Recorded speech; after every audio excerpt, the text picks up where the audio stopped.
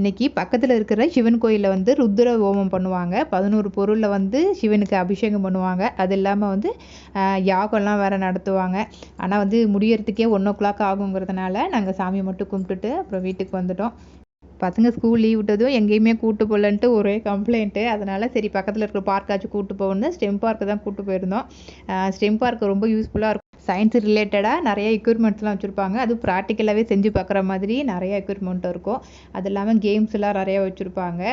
பசங்களுக்கு நல்ல என்டர்டைன்மெண்ட்டு, அது இல்லாமல் வந்து நாலேஜபுளாகவும் இருக்கும். இந்த பார்க்குக்கு நம்ம பசங்களை கூப்பிட்டு போனால் அதுவும் டைம் போகிறதே தெரியாது.